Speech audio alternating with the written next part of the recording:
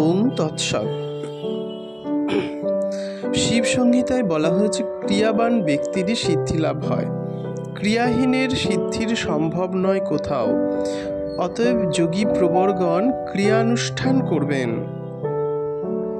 হঠযোগ প্রদীপিকাতে বলা আছে কেবলমাত্র বেশ ধারণ বা শাস্ত্রীয় কথা সিদ্ধির কারণ হয় না, ক্রিয়াই সিদ্ধির কারণ, ইহা সত্য।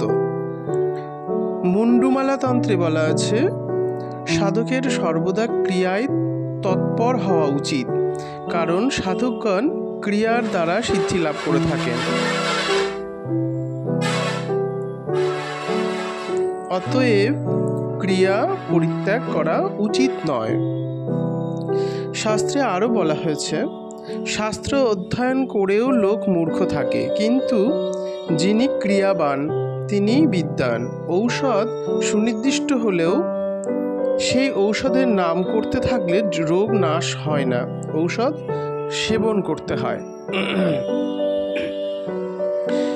যোগ চতুষ্টয়ের সমন্বয়ই ক্রিয়াযোগ। মন্ত্র, লয়, হঠ ও রাজযোগ এই চারটি ক্রমান্বয়ে এক যোগেরই অন্তর্ভূমিকা মাত্র। ইহা চার ভাগে বিভক্ত হলেও একই যোগ। এক যোগে চার যোগ আছে বলেই একে মহাযোগও বলা হয়। হঠযোগ প্রদীপিকাতে আছে যুবা, বৃদ্ধ, অতি বৃদ্ধ, ব্যাধিগ্রস্ত কিংবা দুর্বল ব্যক্তিও অনলসভাবে অভ্যাস করলে মন্ত্র, হঠাদি সর্বযোগেই সিদ্ধি লাভ করতে পারে। শিব সংহিতাতে উল্লেখ আছে যোগ প্রধানত চার প্রকার: মন্ত্রযোগ, হঠযোগ, লয়যোগ ও রাজযোগ। এভাবে যোগগুলোর ক্রমিক অভ্যাসের কথা শাস্ত্রে আছে। প্রথমে মন্ত্র যোগাভ্যাস করলে হঠযোগাভ্যাসে অধিকার জন্মে, তারপর লয় যোগাভ্যাসে অধিকার লাভ হয়, শেষে রাজযোগাভ্যাস। কিন্তু যোগ শিক্ষা প্রভৃতি উপনিষদে আছে যে একই যোগের চারটি অবস্থায় মন্ত্রযোগ, হঠযোগ, লয়যোগ ও রাজযোগ। তার মানে মন্ত্রযোগ প্রভৃতি চারটি পৃথক পৃথক যোগ নয়, কিন্তু উহা একই রাজযোগের অন্তর্গত। কেবল অবস্থা ভেদে উহাদের ক্রমিক অনুষ্ঠান ও নামের ভেদ মাত্র। চারটি যোগই সম্মিলিতভাবে একই যোগের পরিপূরক। মোট কথা, যেমন তরঙ্গ, বুদবুদ, ঢেউ, জল এসব নিয়ে সমুদ্র, এগুলো সমুদ্র থেকে ভিন্ন নয়, সেইরূপ মন্ত্রযোগ, হঠযোগ, লয়যোগ ও রাজযোগ এসব নিয়েই এক যোগ বা সমাধি। এক যোগ থেকে এগুলো ভিন্ন নয়।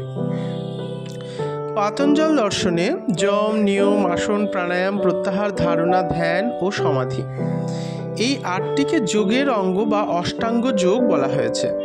কিন্তু হঠযোগে যম ও নিয়মকে যোগের অঙ্গ বলা হয় নাই। তাহলে হঠযোগ মতে যম ও নিয়ম যোগসিদ্ধির প্রতি সাধারণ কারণ বুঝতে হবে। হঠযোগে যোগের চারটি অঙ্গ বলা হয়েছে, যেমন আসন, প্রাণায়াম, মুদ্রা ও নাদানুসন্ধান। প্রত্যাহার, ধারণা, ধ্যান ও সমাধি অতিরিক্ত অঙ্গ নয়, কিন্তু নাদানুসন্ধানের অন্তর্গত। রাজযোগ। শিব সংহিতা বলা আছে, হে গৌরী, এই আমি তোমার নিকট রাজযোগ কীর্তন করলাম। ইহা সর্বতন্ত্রেই গুহ্য বলে বর্ণিত।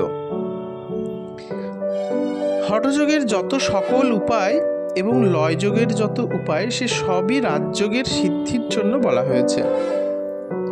যে ব্যক্তি রাজযোগে সম্যক আরূঢ় হয়েছেন, অর্থাৎ রাজযোগ সম্যক প্রাপ্ত হয়েছেন,